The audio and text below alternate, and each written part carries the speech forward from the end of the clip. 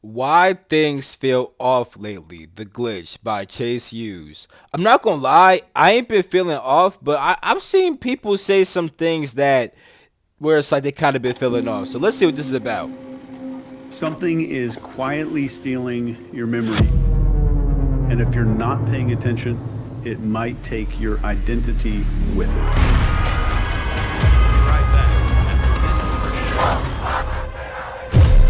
this This isn't a crisis that you're going to see on the news. It's just a slow fade. It's a blur. It's literally mass amnesia.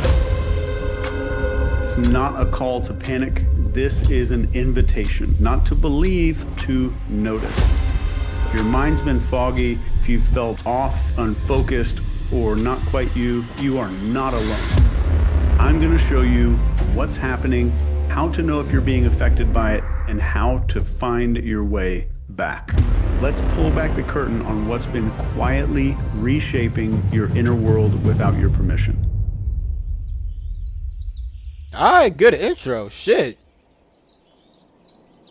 Most people think they're making choices, what to read, what to feel, what matters. What if it's been curated? These algorithms know exactly what sparks your anger, what's going to piss you off. They know when you're lonely. They predict the moment that you're going to crave attention. Once they know that, they don't just show you what you want. They build who you become. AI doesn't wait to see who you are. It decides which options that you will even see. The news, the trends, you are being led somewhere. A reality manufactured by code that you will never read and systems that you never really consented to. This isn't just manipulation. That is a structural erosion of self, of identity. Our instincts start to dull, our beliefs soften into a silence, and it's not done through force. First, you feel numb, constantly reactive. You might swing between apathy and agitation without a lot of clear causes for it. That is a nervous system that is overstimulated by artificial inputs. We are scrolling, swiping, clicking, and reacting. Our brains were never meant for this much input. Being alone with no music, no internet feels almost unbearable. And modern neuroscience shows us that without deep, undistracted focus, our brains can't transfer short-term experiences into long-term memory. It's like our lives are now being written in disappearing ink. You might not be able to recall conversations or moments or maybe a feeling from last year. That is not just stress. It is a breakdown in memory encoding. One degree here, another forgotten moment somewhere else. Your You attention know what? fragments. I've noticed that people's memory really does suck because I be thinking that my memory's not all that good, but I can remember things from so long ago that people don't remember. Like whenever I talk to my friends, like remember that shit. Like even nah, fuck so long. Even just a year ago, I'm like, remember that shit from last year? They're like, no, nigga. I'm like, what? Like, how did you forget that? Like, it's so much shit niggas forget. I'm like, yo, how the fuck did you forget that shit? Psychologists call this cognitive drift, but in this era, it's something darker. You don't just forget moments. You forget identity. You forget yourself. How do you know if this is happening to you? Maybe you used to be curious or passionate or driven, and now those traits just feel like something distant that you can't grab anymore. You start to believe that none of it matters. Meaning starts fading and apathy starts spreading. What we're talking about here is not just burnout. This is the final symptoms. The self just gets really vulnerable. And at this moment, you are ready to be rewritten.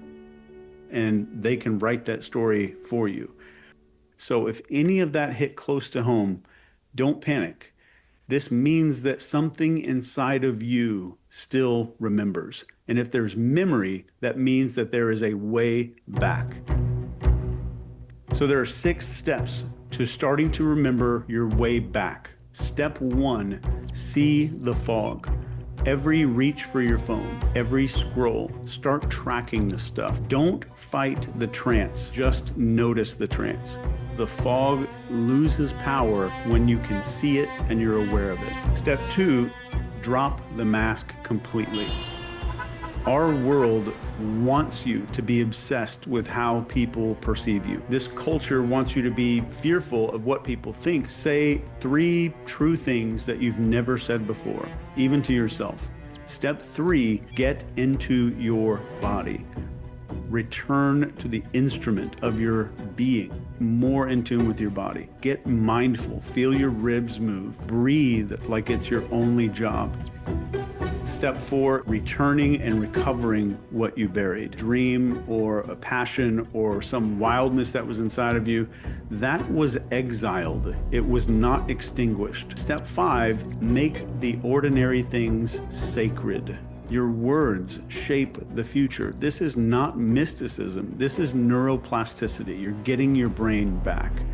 Step 6 is leave a trail. Write down 1 sentence. Tape it anywhere that you're going to see it. Something that says, I was here and I remembered.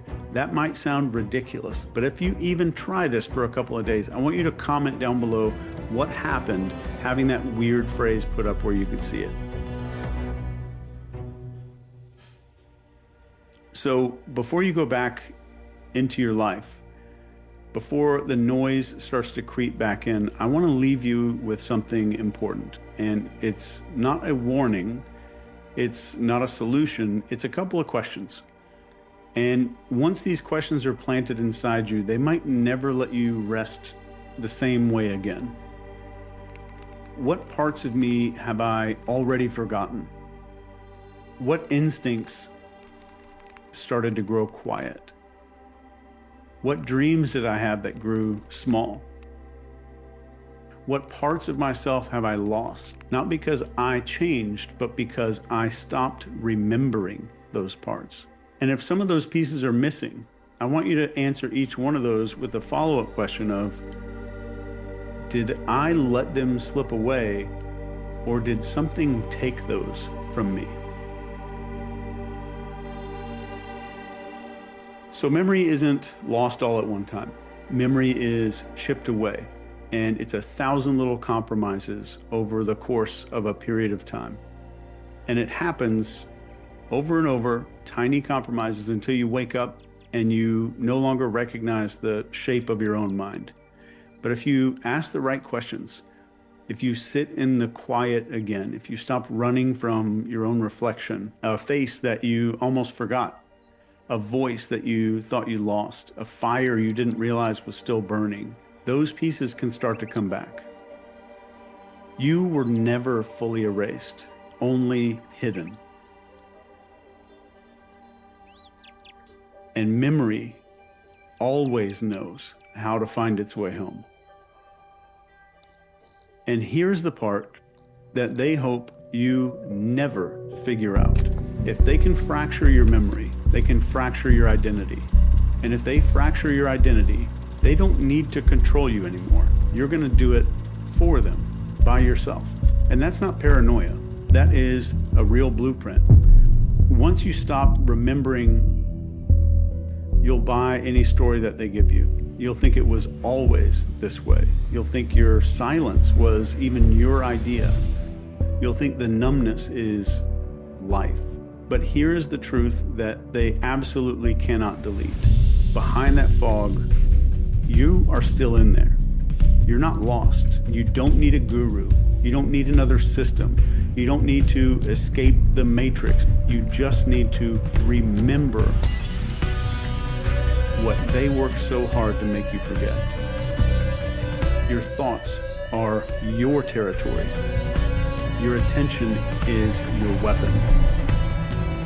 And your memory is the map. And above all of this, your sense of self is not theirs to edit.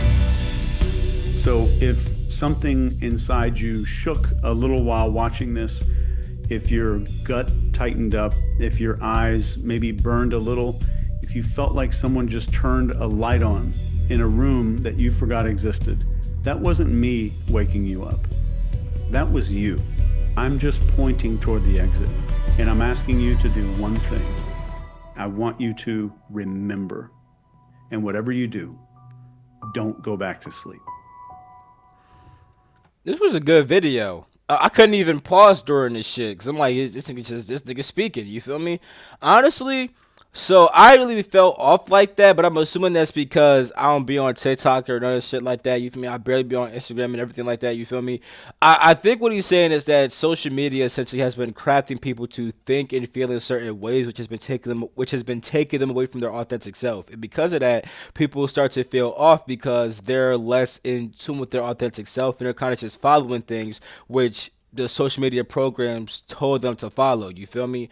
So I think that's actually really good that he made this video. You feel me? I'm sure many people feel like that. I could think about a couple people. I could think about a couple of people who probably feel this way. You feel me? And it actually inspired me to make videos about how to remember who you are, regain your sense of passion in the world, understand your purpose and shit like that. I already made videos like that, but I've already been thinking about making videos about like spiritual healing, mental health, and things like that, and how to build discipline more and stuff like that.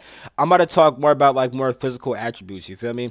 And like how to develop those to fully fulfill your spirit's purpose and stuff like that. You know. So without further ado, I'm ending the video right there. Love you all. Catch you in my next video. Peace. The freak out. You feel me?